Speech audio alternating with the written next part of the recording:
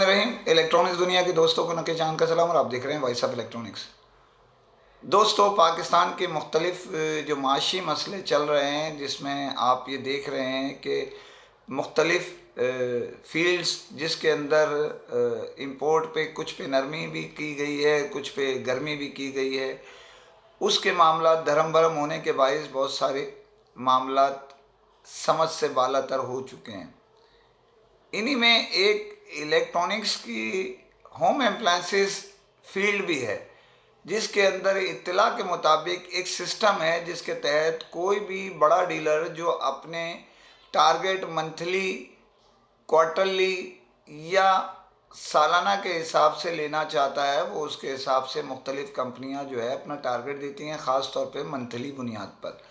और उसके तहत वो उनके मामलात को, जो भी मिसाल के तौर पे वो कहते हैं कि जी हमें 500 पीस पर मंथ लेंगे, जैसे एसी है, फ्रिज है, रेफ्रिजरेटर है, डी फ्रीज़र है, यानी माइक्रोवेव हैं और दीगर डिस्पेंसर है, मुख्तलिफ़ चीज़ें, अशिया जो है उस पर टारगेट दिया जाता है, इतने पीस ये आप सेल करेंगे, इतने पीस। लेकिन माशी मसला जो मैं आपको बता चुका हूँ, गमगीर होने की वजह से क़ुव्वत ख़रीद कम हो चुकी है। लोग ये टाइम जो ईद उल अज़हा का मौका है, यहाँ पर फ्रिज, डीप फ्रीज़र इतने फ़रोख्त होते थे कि लोग हर दूसरी गाड़ी में लोड करके ले जाया करते थे। इन शहरियों ने, शहर के रहने वालों ने ये मनाजिर बार बार देखे और कुछ की तनकीद और कुछ की तामीरी सोच अलहदा हिसाब से देखा जाए तो वो बाज़ गश्त होती रहती थी। कुछ कहते थे कि गोश्त भरने के लिए ले जा रहे हैं, कुछ कहते थे भाई गरीब आदमी के घर में अगर कुछ आएगा वो फ्रिज में रख देगा तो एक अपना काम गोश्त का वो चला लेगा, 2 पैसे की बचत हो जाएगी। बहरहाल तामीरी और तनकीदी दोनों लोग सोच रखते हैं, हर जगह ये होते थे। लेकिन अब क्या हुआ कि माल सेल होना इस सीज़न में तकरीबन काफ़ी हद तक कम हो गया और सीज़न उस सतह का उठ ना सका। रेफ्रिजरेटर तो अपनी जगह है, वो चलते लेते हैं, लेकिन डीप फ्रीज़र अब सीज़न अगर ये ख़त्म हो जाएगा तो तकरीबन 4 से 5 महीने बाद इसकी वापसी मुमकिन हो सकेगी, जो इत्तला है। इसके तहत अब जो इनके पास आ गए रेफ्रिजरेटर या डीप फ्रीज़र या माइक्रोवेव या एलईडी या जो भी XYZ जो होम अप्लायंसेस में फील्ड होती है, उसके हिसाब से आ जाते हैं, वो आगे की तरफ चलते रहते हैं। गुज़िश्ता 2-3 महीने से कारोबार मंदी के बायस वो टारगेट अचीव नहीं कर रहे हैं। इसकी वजह से वो अपनी सेल उस मकाम तक जो वो टारगेट के मामलात को पूरा करके पेमेंट के वसूल करते हैं। यहाँ ये मैं बताता चलूँ, कंपनियों का जो टारगेट अपने बड़े डीलर्स को देते हैं, उनका सिस्टम ये है कि आपको बता दिया कि ये इतने पीस आपके हो गए, इतने फ्रिज हैं, इतने डी फ्रीज़र है या इतने एलईडी है या XYZ कुछ भी, तो आप उठाएं या ना उठाएं, उस दिन से पेमेंट का शेड्यूल शुरू हो जाता है। आपको एक टाइम दिया जाता है, अगर आप वो टाइम पर पेमेंट नहीं करते, भले माल भी नहीं उठाया आपने, तो इत्तला ये है जो हवाओं में चलती हैं खबरें, उनमें से आपको दे रहा हूँ। इत्तला ये है कि हेडन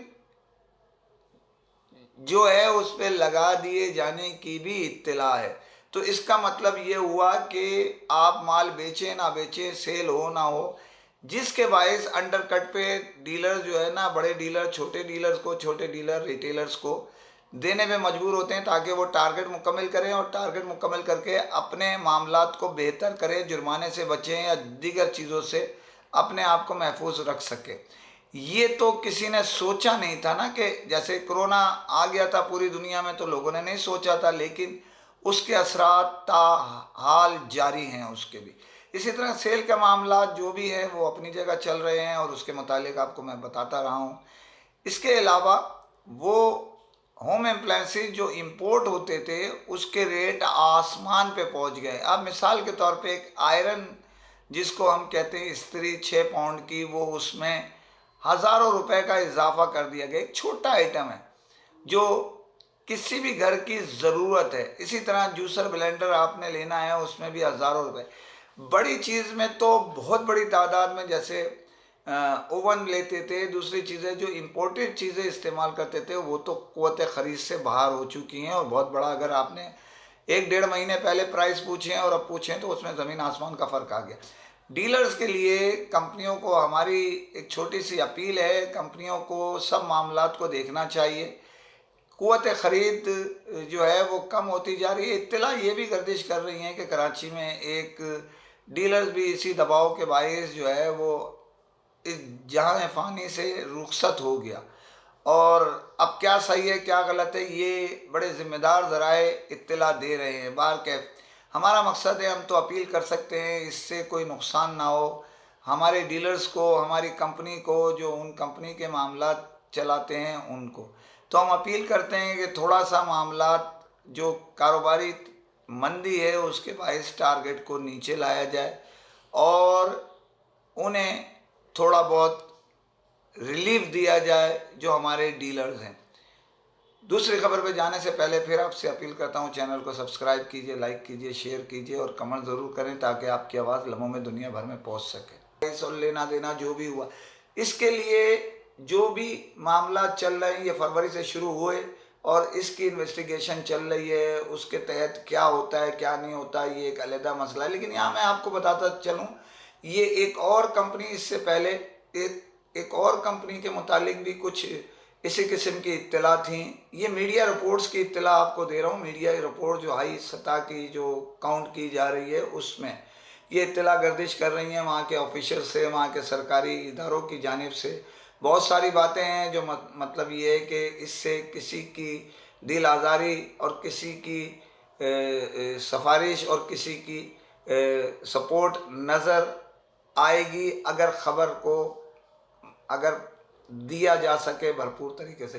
ये बताने का मतलब मेरा सिर्फ इतना सा है कि पाकिस्तान वो जगह है जहां दुनिया भर की कंपनियां कारोबार करती हैं। हमारे मुल्क के अवाम, हमारे मुल्क के जो सरकारी इदारे हैं वो उस तरह कार्रवाइयाँ नहीं करते जिस तरह के ब्लैकमेलिंग की कुछ दूसरे ममालिक में होती है। हम किसी मुल्क का नाम नहीं ले रहे और ना किसी मुल्क के, लेकिन ये प्रेशराइज रखना पड़ता है उनको। लेकिन अल्हम्दुलिल्लाह हमारे मुल्क में कारोबार की दीगर मुल्क से आने वाले लोगों की इज़्ज़त अफजाई होती है और मज़ीद उनको सपोर्ट देते हैं। जैसे कि आप देख ही रहे हैं मोबाइल कंपनियों को जो भी पाकिस्तान में सहूलतें दी जा रही हैं, वो मामले कुछ ऊपर नीचे हो जाते हैं तो उसकी वजह से ये होता है। तो देखिए, ये तफसीली खबर आपको किसी टाइम मैं देता हूँ, जैसे मुनासिब वक्त देखूँगा कि क्या क्या क्या इंक्वायरी किसके ख़िलाफ़ हो रही है। इसके अलावा ये बताता चलूँ कि पाकिस्तान में शरह सूद जो है वो 15% कर दी गई है। इसका मतलब ये हुआ कि 1.25% गवर्नमेंट के रेट हो गए हैं, यानी 1.25 पर मंथ।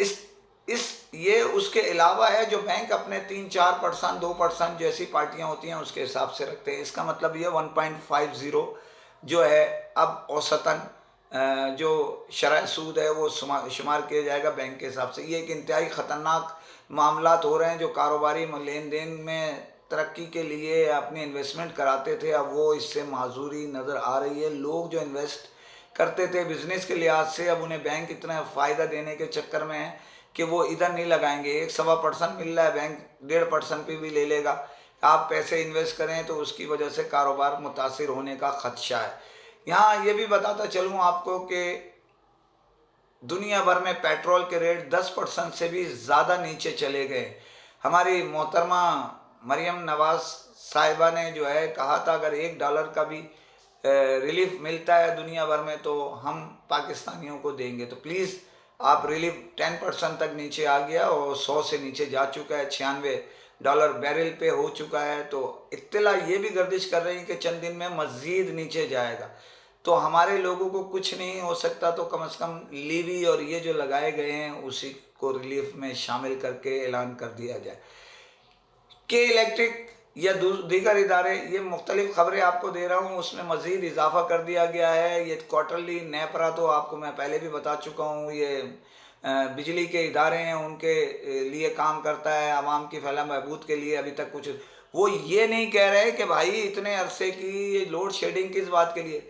अगर डीजल के पैसे लेने हैं और वो प्लांट को चलाने के लिए, अब जब 1100 मेगावाट एटमी बिजली घर से मिलेगी, रियायती दाम में इनको मिलेगा कराची को, और इसी तरह जो स्टील मिल और दीगर इदारों से बिजली बनती है वो आगे जाएगी।